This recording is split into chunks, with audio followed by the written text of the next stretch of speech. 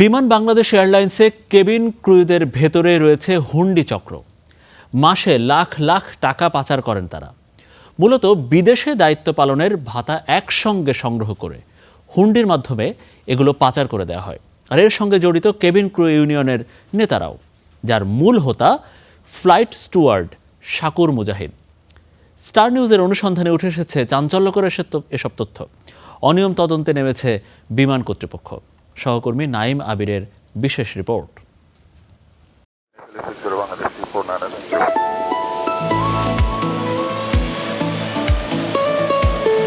পাখির চোখে পৃথিবী দেখা, হাজার হাজার ফুট উচ্চতায় কাজ করার রোমাঞ্চ, কেবিন ক্রু পেশার আকর্ষণ অনেকের কাছেই স্বপ্ন ছুঁয়ে দেখা। ইউনিফর্ম পরা এই মানুষগুলোকে দেখলে মনে হয় এর চেয়ে আকর্ষণীয় পেশা আর কি হতে পারে। তবে চকচকে এই পেশার উল্টো পিঠ ঠিক ততটাই অন্ধকার। বিমান বাংলাদেশ এয়ারলাইন্সের কেবিন ক্রুদের স্বর্ণ পাচার, মাদক বহন, বিদেশে আটক, এসব ঘটনা এখন আর নতুন কিছু নয়। তবে তারা যে অর্থ পাচারেও জড়িত সেটা এতদিন ছিল লোকচক্ষুর অন্তরালেই। ফ্লাইট পরিচালনার সময় ক্রুদের পাওনা ভাতা থেকেই ঘটেছে এই অর্থ পাচারের ঘটনা। স্টার নিউজের অনুসন্ধানে উঠে এসেছে এমন তথ্য। গেল 14 মে জনতা ব্যাংক দুবাই শাখা থেকে 196 জনের ওভারসিজ অ্যালাউন্স বিলের বিপরীতে প্রায় 13.5 লাখ দিরহাম উত্তোলন করা হয় একটি চেকের মাধ্যমে। চেকটি ইস্যু করা হয়েছিল বিমানের ফ্লাইট স্টুয়ার্ড আব্দুল শাকুর মুজাহিদের নামে। পরদিন বাংলাদেশ বিমানের BG248 ফ্লাইটে দুবাই থেকে ঢাকায় ফেরেন মুজাহিদ সহ সংশ্লিষ্ট ক্রুরা। তাদের লাগেজ তল্লাশি করে পাওয়া যায় মাত্র 26 লাখ টাকা সমমূল্যের বৈদেশিক মুদ্রা। বাকি 12.5 লাখ দিরহাম অর্থাৎ 4.25 কোটি টাকার কোনো হিসাব নেই। এ বিষয়ে জানতে কেবিন ক্রু মুজাহিদের সঙ্গে যোগাযোগ করে স্টার নিউজ। 4.27 কোটি টাকার হিসাব জানতে চাইলে তিনি এড়িয়ে যান। আমি তো আছি ট্রেনিং সেন্টারে, ট্রেনিং চলছে তো আমার। এই ঘটনাই প্রথম নয়। গেল 22 এপ্রিল 160 জন কেবিন ক্রুর overseas allowance flight steward Iftekhar আলমের নামে ইস্যু করা হয়েছিল। 3.25 কোটি টাকা সমমূল্যের সেই বিলশিট বাংলাদেশ বিমান কেবিন ক্রু ইউনিয়নের নামে প্রস্তুত করা হয়।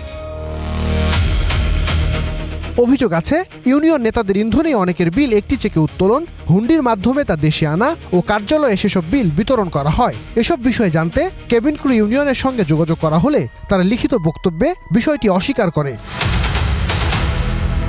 14 মের ঘটনায় সরাসরি সম্পৃক্ততা মিলেছে বিমানের তৎকালীন চিফ ফাইন্যান্স অফিসার মিজানুর রশিদের। 19 মে অন্য অনিয়মের ঘটনায় তাকে সাময়িক বরখাস্ত করেছে বিমান। হুন্ডি চক্রে জড়িত থাকার তথ্য আছে বিমানের দুবাই স্টেশনের অর্থ ব্যবস্থাপক মুস্তাফিজুর রহমানের বিরুদ্ধেও। এমন ঘটনা দেশের স্বার্থ পরিপন্থী বলে মত ব্যাংকিং খাত বিশেষজ্ঞদের। তারা বলছেন, এটা বন্ধ করা না গেলে অন্যদেরও হুন্ডিতে ব্যাপক হারে জড়িয়ে পড়ার শঙ্কা রয়েছে। এ ধরনের প্রক্রিয়ার সাথে যারা যুক্ত আছেন এবং তাদের যদি সঠিক বিচারিক প্রক্রিয়ার আওতায় না আনা যায় অথবা তাদের এই কর্মকাণ্ড যদি বন্ধ করা সম্ভব না হয়, সেক্ষেত্রে আরও অনেক ব্যক্তি প্রতিষ্ঠান তারা কিন্তু আসলে উৎসাহিত হতে পারে যে আগে বিশেষ কোনো ব্যক্তি বা ব্যক্তিবর্গ বা বিশেষ প্রতিষ্ঠানের কর্মকর্তা কর্মচারী যারা তারা এই ধরনের কর্মকাণ্ড করে পার পেয়ে গিয়েছেন। এরই মধ্যে কেবিন ক্রু ওভারসিজ অ্যালাউন্স নিয়ে হুন্ডির অভিযোগ তদন্তে মাঠে নেমেছে বিমান বাংলাদেশ এয়ারলাইন্স। আমাদেরকে তদন্ত করতে বলছে, তো বিমান এখন এটা প্রক্রিয়াধীন আছে, তদন্ত হবে আর কি।